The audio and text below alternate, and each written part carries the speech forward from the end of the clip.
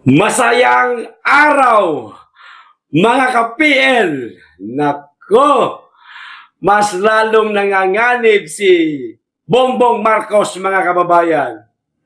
Ito, kakapost pa lamang po ni Senator Amy Marcos, mga kababayan, na di umano, nakakatanggap po siya ng mga impormasyon, merong mga pangalan, merong mga litrato na mula mismo, mga kababayan, kuha sa loob ng Palasyo Malacanang. At ang mga nagpapadala di umano sa kanya nitong mga litratong ito, mga kababayan, na maaaring sisira lalo, ayan, ni Bongbong Marcos. Alam niyo kung sino? Mga kapulisan at mga kasundaluhan na mismong nasa loob ng Palasyo Malacanang, mga kababayan. Ito na, Senator Amy Marcos, ituloy-tuloy mo na. Total na basa ka na.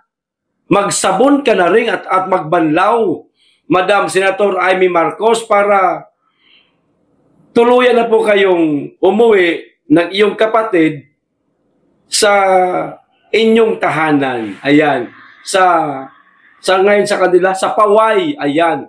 Di ba, mga kababayan, sa Paway sa kanila. At alagaan na lang ang inyong Mami Imelda. O ito yung mismong sinabi po, mga kababayan, ni Senator Amy Marcos. Sa mga nagtatrabaho sa palasyo. Kita nyo, ha? Hindi sinabi nagtatrabaho sa Kamara. Hindi sinabi nagtatrabaho sa Senado. Sa mga nagtatrabaho sa palasyo, mabigat ito, mga kababayan. So, sa madaling salita, habang nagsisesyon, sabi nga ni Marlica, nagsisesyon sa Palasyo Malacanang, may kumukuha ng mga litrato.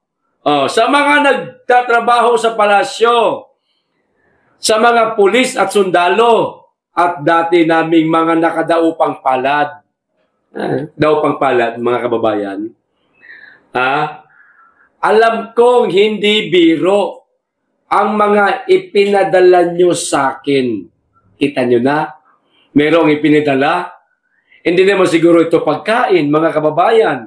Dahil hindi naman grab driver ang mga sundalo at kapulisan. Di ba? Siyempre, walang iba na mga ipinadala kay Senator Amy, mga kababayan, kundi isa pang mga patunay na maaaring itong si Bongbong Marcos hanggang sa ngayon patuloy na humihigop ng pulburon. Alam kong hindi biro ang mga ipinadala nyo sa akin. Hindi man tayo hayagang makapagkita, gusto kong malaman ninyo na kayo ay aking pinoprotektahan at hindi masasayang ang pagtitiwala at katapangan. Ganito, pinoprotektahan po ni Senator Amy Marcos, mga kababayan, etong mga nagpapadala sa kanya, dapat lang. Kasi kapag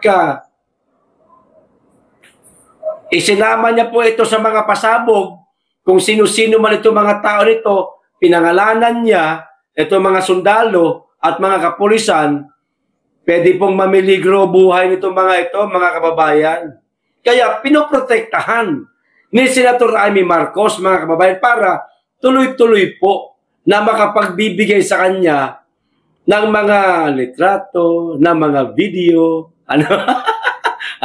at kung sino-sino ang mga ka-jamming niya. Mali natin, baka nagkaka-jappingan nga diyan sa Palasyo Malacanang. Ito yung mismong sinabi niya. Mensahe para sa matatapang. Talagang kita niyo, mga kababayan, talagang kahit dikit na nila, mga close-in bodyguard na nila, nagsasalita na ho. At hindi naman literal na nagsasalita, kundi nagsasalita dito kay Senator Amy sa pamamagitan ng mga pagpapadala ng mga larawan. Ano man yung mga larawan na yan, soon, malalaman din natin yan. Ito, sa lahat po ng nagpapadala ng impormasyon, kita nyo na. Larawan at iba pa tungkol sa usapin ng droga na aking hinarap. Ayan. Tinanggap at gustong solusyonan para sa aking pamilya at ating bayan. Kita nyo na. Droga, mga kababayan, na kinalululungan ngayon ni President Bongbong Marcos na hinarap ni Senator Amy Marcos. So, impormasyon pala ito, mga kababayan, tungkol po sa usaping droga. Ayan. Tulad nga ng sinabi ko kanina, maaaring mga ipinadala kay Senator Amy Marcos, mga kababayan, yung habang nagsisinghutan sa Palasyo Malacanang. Ayan, nakuhanan. Maaaring merong bit-bit na mga suot-suot dyan sa mga botones nila na mga video, siyempre, tapos i-screenshot lang, ipapadala kay Amy. Baka may video na rin hawak ngayon si Senator Amy. At kalaunan, maaari niya po itong ilabas, mga kababayan, kung sakasakali na tuluyan siyang pakasuhan. Siyempre, halimbawa, ay pagpalagay kong ako si Amy Marcos, nagbunyag ako ng gano'n, na gano'n nga ang ginagawa ng presidente, gumagamit ng ipinagbabawal na gamot. At siyempre, hahanapan ka ng ebidensya. O di kaya, maaari kang kasuhan. Yun ang ilalabas niya. Yung mga ipinadala sa kanya ng mga kapulisan at kasundaluhan na maaari nakuhanan niya. Itong possession na nangyayari sa loob ng Malacanang. Ligtas po ang inyong pagkakakilanlan. Ayan, okay? At tatanungin ko itong malaking utang na loob. Sa mga nais pang magbahagi, iingatan ko kayo. Ayan. Sa mga nakadikit dyan o nasa loob mismo ng Palasyo Malacanang, magbahagi na po kayo, mga madam at sir, ng inyong nalalaman. Hindi po pagbabahagi ninyo, ibig sabihin sinisiraan na ninyo ang kasalukuyang presidente. Hindi po ganun yon.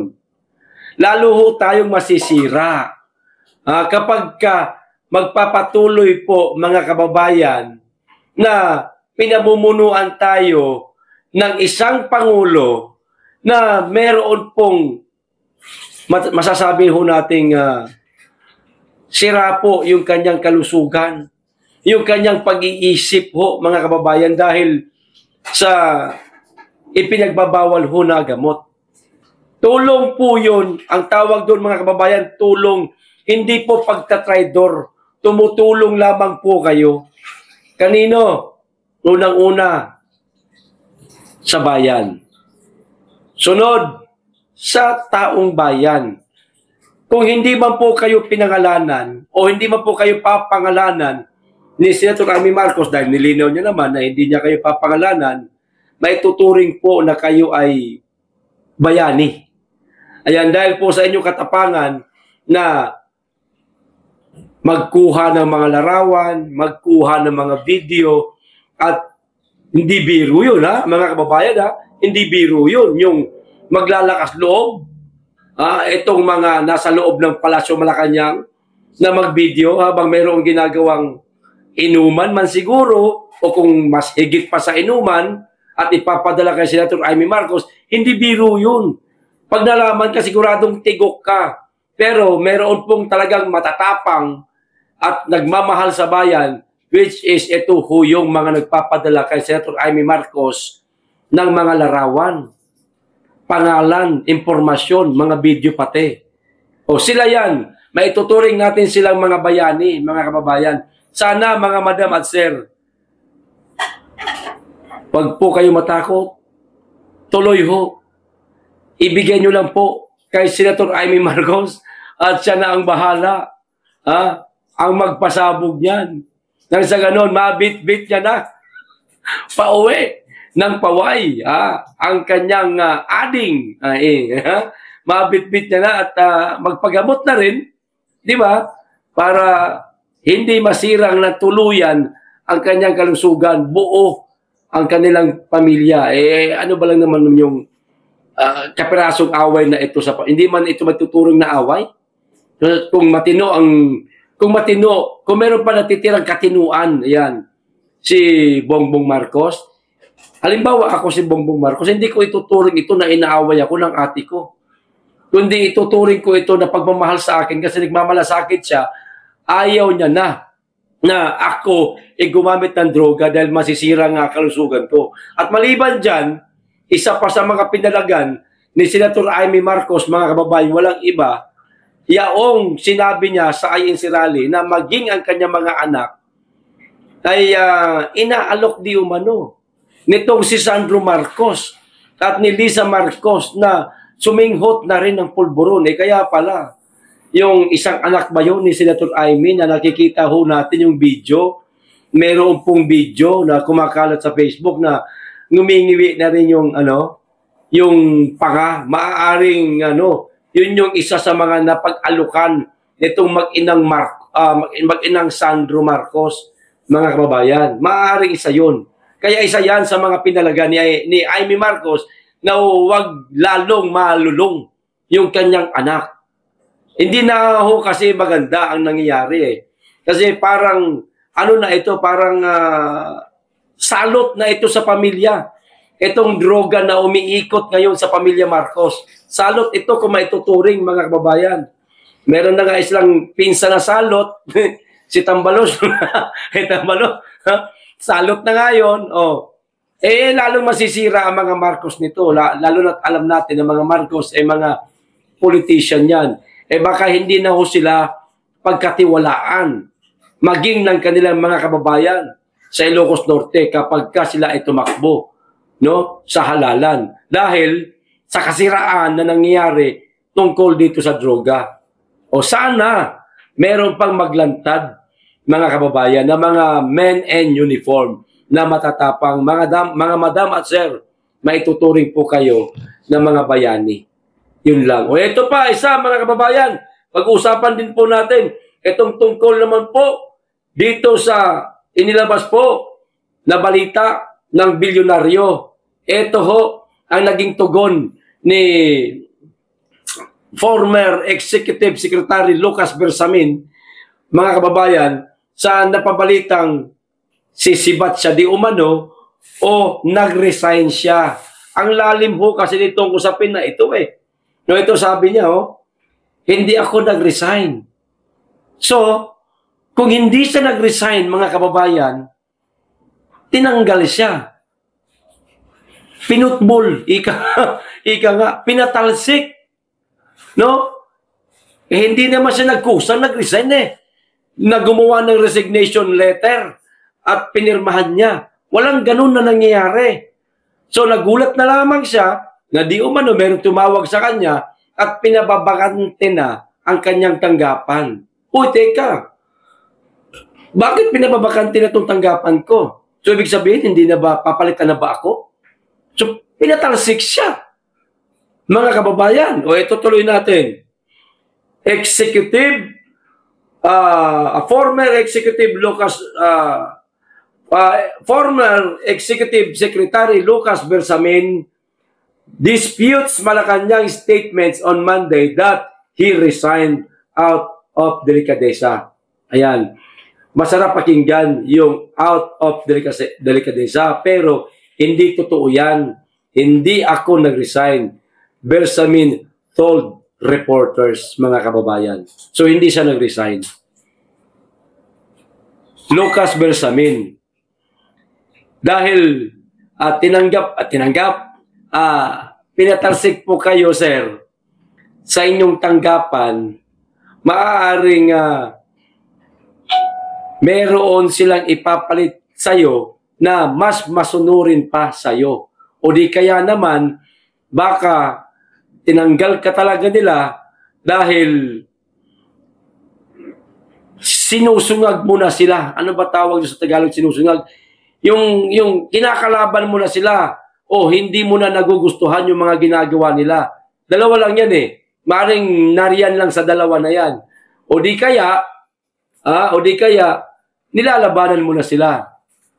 Sir, Lucas Bersamin, bilang isang mamamayan katulad ko, na simpleng mamamayan lamang, at marami din sa ating mga kababayan ang nananawagan ng mga panibagong ebidensya, no, na maaaring malaman ng ating mga kababayan, ebidensyang buhat mismo sa loob ng Palasyo Malacanang. Baka maaari po na meron, baka meron po kayo nalalaman na maaari po ninyong ilantad, sir. Baka pwede makipagtulungan po kayo kay Senator Amy Marcos at siya na bahala ang magpasabog niyan. No? Para makatulong din po kayo, sir. No, sa ating bayan. Kasi isa ho kayo sa mga nawala na rin po ng kredibilidad at hindi na pinagkakatiwalaan ng ating mga kababayan. Nakakahiya ho yan sa'yo, sir. At higit sa lahat, madadamay po dyan ang inyong mga mahal sa buhay. Ikanta nyo na rin po, sir. Sana kumanta na rin po kayo. Makipagtulungan po kayo, sir.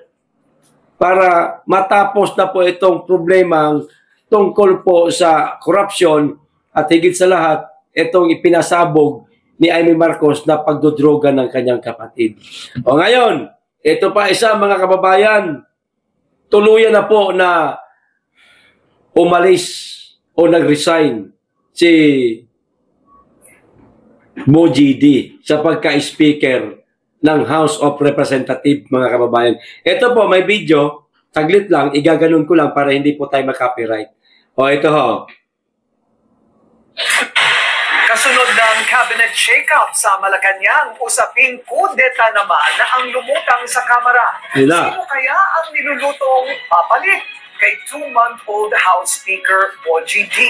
Narito ang agenda report ni papalit, mga kababayan. So, ibig sabihin, tuluyan na nga nag-resign, mga kababayan, si Mo GD. So, sa ngayon pa lang, nag-iisip na sila o meron nang niluluto maaari dyan sa Kamara kung sino man ang ipapalit kay Mo GD. Dahil nga, wala na nga nag-resign na nga siya eh.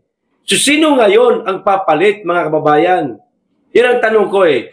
Alam na natin yan, maaaring marami sa inyo nakakaalam na nag-resign na itong mama na ito. Pero sino ang ipapalit? Eh, sino ba ang majority floor leader ngayon, mga kababayan? Si Sandro Marcos, di ho ba? Papayag ho ba tayo na si Sandro Marcos ang papalit o magiging speaker ng House of Representatives? Ako hindi ako papayag. Masyadong malapit po sa kaldero, mga kababayan eh. Yung ama, presidente. Yung anak, speaker ng Kamara. Nako, kung noon nga, yung pinsan lang ang nakaupo, nakamaneho nga yung pinsan eh. Namaniobra nga eh. Mga kababayan, yung kabanang bayan eh. Lagpas-lagpas, sobra-sobrang pondo nga. At napakaraming insertion ang naganap. Eh, mas lalo na kapag ka itong anak mismo ng presidente ang maging Speaker of the House. Eh, hindi yung maaari yan. Oh, kung sa batas pwede, pero dahil nga sa nasira na po yung kanilang kredibilidad, gawa nitong napakalalang korupsyon at higit sa lahat, drug addict di umano yung ating presidente, marami hong hindi papayag yan, mga kababayan.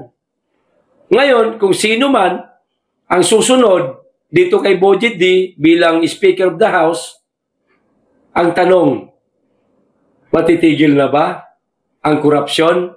Palagay ko, hindi pa rin. Mga kababayan, hindi pa rin po matitigil hanggat meron pa rin pong mastermind. Lilinawin ko, wala akong binanggit na pangalan kung sinong mastermind, ha? Wala akong binanggit, ha? Hanggat meron pa rin mastermind, hindi pa rin po matitigil ang korupsyon, mga kababayan. Kasi si Mastermind, maaari pong tumawag yan. Kanino? Sa bagong papalit na magiging speaker ng Kamara at sabihin na, eto, gawin mong budget, dagdagan mo, hati tayo, baguhin naman natin, wag mo na ilagay sa maleta, kundi ilagay mo naman na sa plastic ng basura. Hindi ho ba, mga kababayan? Si Ralph Recto, nanumpa na ho. Oath-taking bilang bagong executive secretary. Nanumpa si Ralph Recto bilang bagong executive secretary sa harap ni President Bongbong Marcos ngayong Miyerkules, Nobyembre 19. Papalitan niya sa pwesto si Lucas Bersamin. Maliwanag. Okay? Pero sa ngayon, mga kababayan, wala pa tayo natatanggap ng mga balita na meron ng bagong Speaker of the House, mag-aantabay ho tayo. No? Kung meron na ba? Kung meron na, pasensya na, hindi ko alam siguro. Kung meron na, ako, maaaring wala pa akong nasagap na balita. Mag-antabay na lang po tayo kung sino po ang susunod kay Bo JD, mga kababayan. Ano ho? Yun. Ha? Di ba? Pero ito, balikan lang po natin yung mga sinabi ni Senator Amy Marcos, mga kababayan, tungkol po doon sa pasabog niya sa kapatid niya. Ha? Yung tungkol po doon sa pasabog na kapatid niya na nagdodroga di umano. Wag po muna nating tignan yung ating pagiging DDS. Ipagpalagay niyo po, mga kababayan, yung tayo walang politikong sinusuportahan. Ano? Kung halimbawa, nalaman nyo na ganoon nga ang pasabog ni Senator Amy Marcos, maniniwala ho ba kayo na gumagamit ng droga si Bongbong Marcos, mga kababayan? Maniniwala ho ba kayo? Ako, kung hindi ako DDS, no? Isang simpleng tao na alam niyo yung ang ginagawa lang araw-araw, trabaho, uwi ng bahay, ni walang ganang manood sa balita tungkol sa politika, maaaring maniniwala ako. Bakit?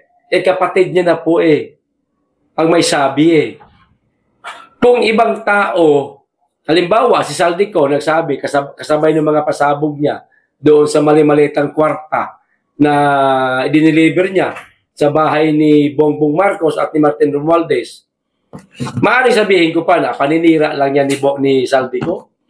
Yung mga paggamit ng droga ni Bongbong Marcos, paninira lang yan. Kasi pinaghahanap na siya ngayon Iniipit na siya maaaring paniwalaan ko yung sinabi ni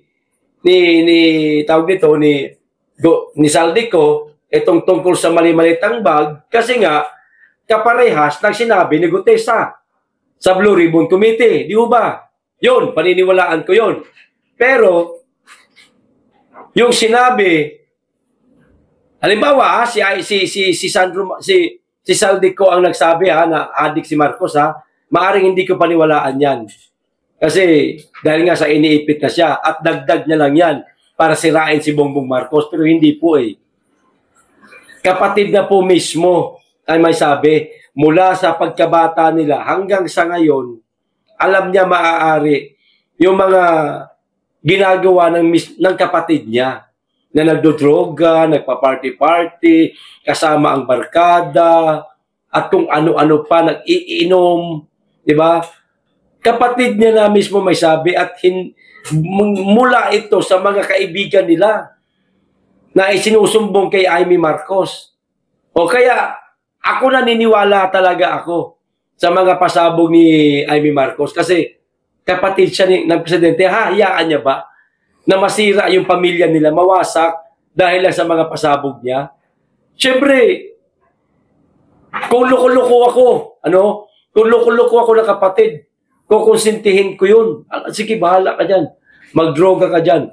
Basta importante, makatapos ka ng termino mo. Baka pati ako magnakaw na rin. Hindi nga Ito hindi ito lilinawin, baka mamaya sabihin ninyo, si PL bumaliktad na, maka-Amy na. Hindi po. Walang, walang ganon, mga kababayan, na hindi po tayo maka-Aimee. Natutuwa tayo doon sa sinabi niya, pero hindi po tayo supporter ni Aimee, mga kababayan. Ano? Ito klaruhin ulo natin. DDS ho tayo. Kailanman, kahit natuwa tayo doon sa sinabi ni Aimee Marcos, hindi po tayo magiging pro-Aimee. Ano ho? Marcos malabo. Aimee na lang. Hindi tayo magiging pro-Aimee. Malabo yan, mga kababayan. Pero, isa lang, ang masasabi ko, natuwa tayo dun sa ginawa niya. At sana, Senator Aimee Marcos, kung meron pa po kayong mga nalalaman, katulad ng sinabi mo kanina sa post mo, at binasa ko na rin dito sa inyo, mga kababayan, di ba, na meron di umano mga larawan, mga impormasyon, at baka may video pa. Senator Aimee, huwag niyo na pong pakatagalan masyado.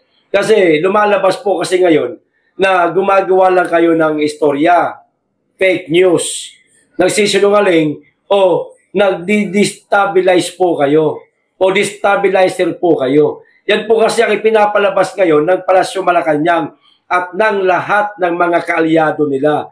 Patunayan niyo po, Senator Aimee Marcos, na hindi po kayo destabilizer, na pawang katotohanan lang. Yung mga sinasabi mo, alang-alang, mailigtas mo ang kalusugan ng kapatid mo. Pagmamahal yun para sa aming mga matitino na nakaunawa sa ginawa mong pasabog sa rally ng Iglesia ni Cristo. Ilabas nyo na po, Senator Aimee Marcos. Alam ho namin na marami pa po kayong hawak ng mga impormasyon na binigay sa inyo. Ilabas nyo na po sa lalong madaling panahon para matigil ang Palasyo Malacanang sa sinasabi nilang nanggugulo ka lang, fake news ka, walang katotohanan na sinasabi mo. Patunayan nyo po, Senator Aimee Marcos, na lihiti mo lahat ng mga naging pasabog mo. Para po ito, Madam Aimee, sa Pilipinas, sa bansa, at higit sa lahat, sa mga kababayan natin ngayon na napakarami pong nagdaranas ng kahirapan. Maawa po kayo, Senador Aimee Marcos, sa bayan at sa ating mga kababayan na tuwing umuulan, lubog sa baha dahil napakalala ng korupsyon sa ating bansa. Imbis na ibigay lahat ng pondo sa DPWH para maging maayos ang paggawa ng mga flood control, hindi ninanakaw pa. Imposibleng hindi alam yan ng kapatid mo. Baka merong impormasyon na nakarating sa iyo, Senator Aimee, about dyan, ilantad nyo na rin po. Ilantad nyo na rin.